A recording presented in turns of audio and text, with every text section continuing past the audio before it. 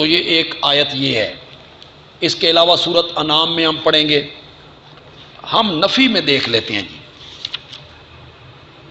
یہ سورۃ انعام ہے اور آیت نمبر 50 ہے جی، نکالیں جی ذرا۔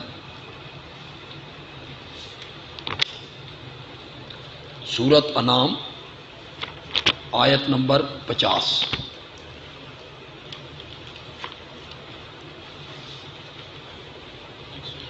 ہاں جی 121، صفحہ نمبر 121 جی، سورۃ الانعام۔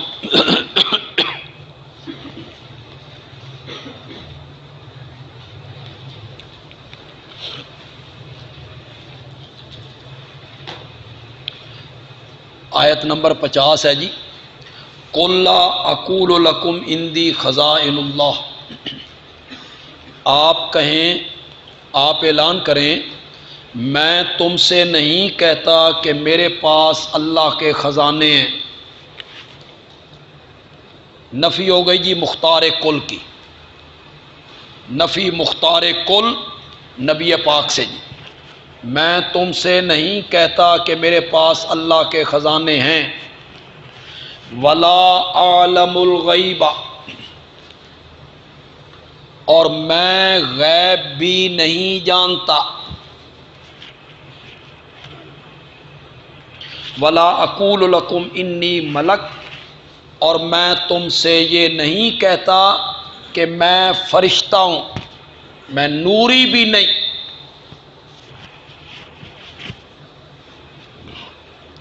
کتنی واضح آیت ہے جی، نبی اکرم صلی اللہ علیہ وسلم سے علم غیب کی نفی ہو رہی۔ لا اعلم الغیب، میں غیب نہیں جانتا۔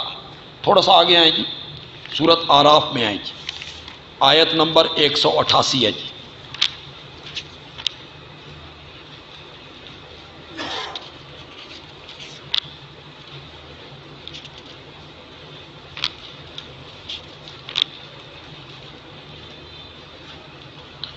صفحہ نمبر بتائیں جی۔ ہاں 157 58، سورۃ اعراف آیت نمبر 188۔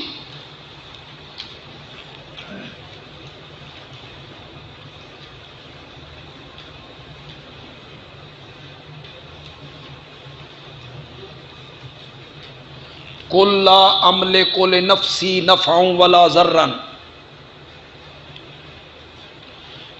میں مالک نہیں ہوں اپنی جان کے لیے بھی نفع کا اور نہ نقصان کا۔ الا ما شاء اللہ، استثناء منقطع ہے جی، بمعنی لیکن ہوتا وہی ہے جو اللہ چاہتا ہے۔ وَلَوْ كُنْتُ أَعْلَمُ الْغَيْبَ، دیکھتے چلے جائیں، دونوں لفظ موجود ہیں، علم بھی غیب بھی۔ وَلَوْ كُنْتُ أَعْلَمُ الْغَيْبَ، اگر میں غیب جانتا ہوتا، لَاسْتَكْثَرْتُ مِنَ الْخَيْرِ، میں دنیا کی بھلائیاں اکٹھی کر لیتا۔ وَمَا مَسَّنِيَ السُّوءُ، اور مجھے زندگی میں کبھی کوئی تکلیف نہ پہنچتی۔ کتنے واضح الفاظ میں نبی اکرم صلی اللہ علیہ وسلم سے علم غیب کی نفی ہو رہی ہے۔ یہاں جو ان حضرات کے علماء ہیں جنہوں نے قرآن پاک کے ترجمے کی، انہوں نے معنی کیا قُل لَا أَقُولُ لَكُمْ عِندِي خَزَائِنُ اللَّهِ، میں تم سے نہیں کہتا کہ میرے پاس اللہ کے سارے خزانے ہیں۔ آپ تحریف مانوی، تحریف لفظی تو ہو نہیں سکتی، قرآن میں تحریف لفظی تو ہو نہیں سکتی، مانوی تعریف آپ دیکھیں. میں تم سے نہیں کہتا کہ میرے پاس اللہ کے سارے خزانے، سارے کا لفظ کہہ کے بتایا کچھ. ولا عالم الغیبہ، اور میں خود غیب نہیں جانتا. میں خود غیب، یہ ترجمہ ہو رہا ہے، میں خود غیب نہیں. یہ تعریف مانوی ہے جناب. خود کا کیا مطلب ہے؟ مطلب یہ ہے کہ میں خود غیب نہیں جانتا، اللہ کی عطا سے جانتا ہوں. اللہ کی عطا سے جانتا ہوں. اس پر بھی ہم گفتگو کریں گے انشاءاللہ. ذاتی اور عطائی جو ایک چکر چلایا ہوا ہے کہ آپ بھی سوچ رہے ہوں گے کہ اتنی واضح آیتیں، لا عالم الغیب قل لا یعلم من فی السماوات والارض الغیب الا اللہ. نہ آسمانوں والے جانتے ہیں نہ زمین والے جانتے ہیں غیب کو الا اللہ. کتنی واضح آیت ہے. سب سے نفی کر دی. فرشتے ہیں، انبیاء کی ارواح ہیں، زمین والے ہیں، نیک لوگ ہیں، کوئی بھی غیب نہیں جانتا. وَلَوْ كُنْتُ أَعْلَمُ الْغَيْبَ لَاسْتَكْثَرْتُ مِنَ الْخَيْرِ. آپ سوچ رہے ہوں گے اتنی واضح آیتیں ہیں تو پھر یہ لوگ ان کا کیا معنی کرتے ہوں؟ تو یہ کہتے ہیں یہ ذاتی علم کی نفی ہے. کس کی؟ جس کا انہوں نے کہا میں خود، یعنی اپنے طور پہ. یہ علم غیب میرا ذاتی نہیں ہے، یہ عطائی ہے. عطائی کی نفی نہیں ہے، یہ ذاتی کی نفی. اس طرح انہوں نے مطمئن کیا اپنے لوگوں کو. ولا عالم الغیب، میں ذاتی طور پہ غیب نہیں جانتا، یعنی خود نہیں جانتا، اللہ نے عطا کی. یہ تقسیم علم کی ذاتی اور عطائی انہوں نے مرزا قادیانی سے لی. مرزا قادیانی کو جب کہا گیا انا خاتم النبیین لا نبی بعدی، تو اس نے کہا یہ حقیقی نبی کی نفی ہے، مجازی کی نہیں.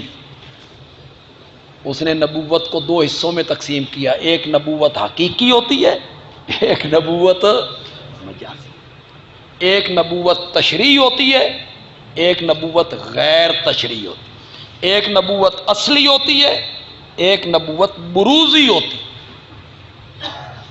پتہ نہیں بروزی کے براز کچھ تو ہوتے، ایک اصلی ہے ایک بروزی. تو یہ اصلی کی نفی ہے، حقیقی کی نفی ہے، تشریعی کی نفی ہے. میں تو مجازی نبی ہوں، میں تو مجازی نبی ہوں. اس نے نبوت کی تقسیم کی لا نبی بعدی سے بچنے کے لیے. لا نبی بعدی بڑی زبردست دلیل تھی. انا خاتم النبیین لا نبی بعدی، اس نے تعویل کر دی. انہوں نے علم کی تقسیم اسی سے سیکھی. اس نے نبوت کو دو حصوں میں تقسیم کیا، انہوں نے علم کے دو حصے بنائے. ایک علم ذاتی ہوتا ہے اور ایک علم عطائی. تو ہم ذاتی کے تو قائل ہی نہیں ہے. وہ کہتے ہیں ذاتی علم نہیں ہے آپ کا، عطائی ہے.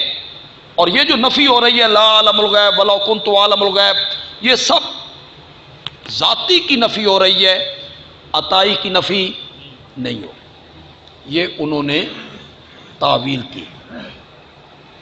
جواب ہم اس کا دیں گے انشاءاللہ. اور ہم نے پرچون کا کام کبھی کیا ہی نہیں، اساں تھوک دے وپاری ہیں. ہم قرآن کی دو آیتیں پیش کریں گے جہاں عطائی کی نفی ہو، پھر دیکھیں گے وہ کیا جواب دے پاتے ہیں. یا عطائی کی نفی ہو جائے گی تھوڑی منہ منگی موت تو ہم دے دیں گے. منہ سے مانگ رہے ہو نا موت، وہ تمہیں موت بھی مل جائے گی اور قرآن سے مل جائے گی.